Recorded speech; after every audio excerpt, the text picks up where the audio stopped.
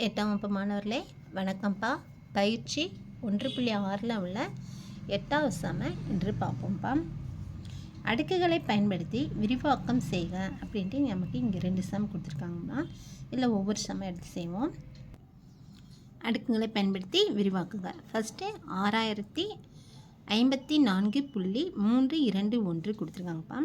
இதில் எப்படி பண்ண போகிறோன்னா, இது என்ன பண்ணுவோம், புள்ளிக்கு முன்னாடி இருக்க ஒன்றுக்கள் இலக்கங்கள் மதிப்பு 1, 10, 100, 1000.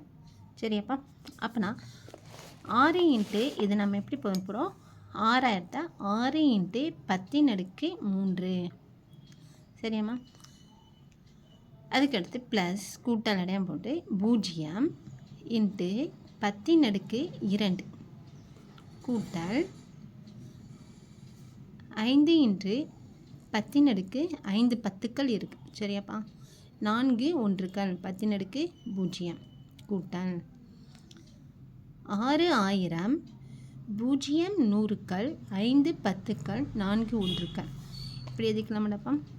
அடுத்து புள்ளிக்கு இந்த சைடு இருக்குது என்ன சொல்லுவோம், 10ல் ஒன்றுக்கள் 100ல் ஒன்றுக்கள் 1000ல் ஒன்றுக்கள்.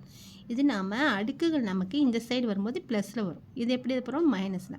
10ல் ஒன்றுக்கள் அப்போனா 3 பெருக்கள் 10^-1 கூட்டல் 2 பெருக்கள் 10^-2 கூட்டல் 1 பெருக்கள் 10^-3. சரியாப்பா? இது 1 2 3ன்ட்டு நமக்கு இங்கே இந்த சைடு கூடிகிட்டே போகும். அது வந்து மைனஸில் எழுதணும். இங்கே இருக்கிறது இங்கே பாருங்கள் 6 இருக்குது. 6 பெருக்கள் போட்டு இதுக்கு அடுத்த நம்பர் எத்தனை இருக்குது எண்ணி பார்த்து கூட 10^3ன்னு போட்டுக்கலாம். சரியாம்மா? அடுத்து 0க்கு அடுத்து எத்தனை நம்பர் இருக்குது, 2. 10^2. அடுத்து 5 பெருக்கள் 10 இதுக்கு முன்னாடி எத்தனை இருக்குது, 1. அப்படின்னா 1ஐயும் வச்சுக்கலாம். கூட்டல் 4 பெருக்கள் 10 நமக்கு அதுக்கடுத்து இல்லை, அதனால் 0. அடுத்து சம்பா 897.14 இருக்குது. இது எப்படி எதுனா 8 பெருக்கள் 10^100க்கள் நாம் எதுனா 2 0 வரும். அப்படின்னா இங்கே பாருங்கள் 8க்கு அடுத்து எத்தனை நம்பர் இருக்குது, 2 நம்பர்ஸ் இருக்கான். அப்போனா 10^2 அப்படி போட்டுறான். அடுத்து ப்ளஸ் 9 பெருக்கள் 9க்கு அடுத்த நம்பர்ஸ் 1. அப்போ இங்கே 10 நம்ம என்ன பண்ண போகிறோம், 1.